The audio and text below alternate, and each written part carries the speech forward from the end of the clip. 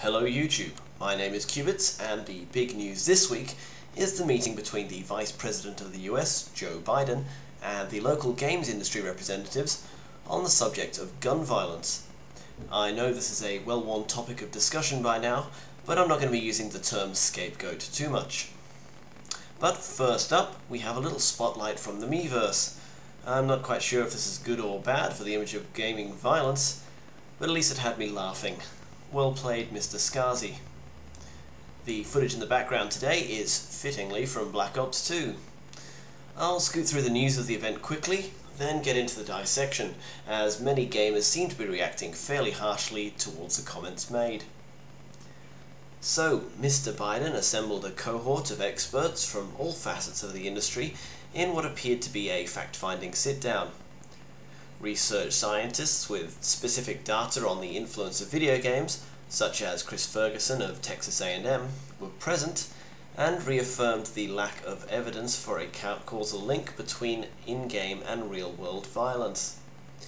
Biden, while obviously heeding the data, was still wary of the public perception of games industry as a cause for gun violence in modern society, and asked the producers present to take a more proactive stance in reducing their exposure as a possible cause.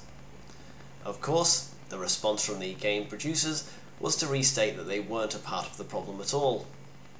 And finally, one attendee, Dr. Cheryl Olson, a psychiatrist with background in research on the topic, asked for the producers to give parents more control over the exposure of their children to the violent content in games. That's pretty much it for the meeting as far as the statements of the sources have disclosed. Now you can see where a few points of contention may be, so let's have at it. Firstly, the gaming community may have jumped down Biden's throat a little harshly. He called this meeting to investigate more about the situation. Whether or not it is merely a perceived cause of violence is irrelevant. The truth is, violent video games are thought of as a problem, if only because the saturation of them within society causes coincidental links between them and gun violence. Most people who commit acts of violence have probably been around these games at some time. Call of Duty does sell 11 billion copies every year after all.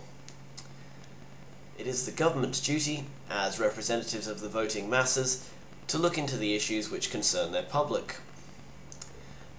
The gaming development community also came off as somewhat stubborn by merely stating that they weren't the cause of gun violence. Now, this is a stance which they absolutely must take. Admitting that they even influence the perception of a link between games and violence could open a door for further pointless regulation, all in the name of safety and fear-mongering.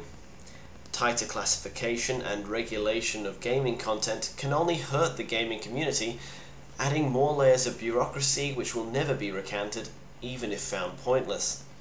When you concede a freedom to the government, you never get it back.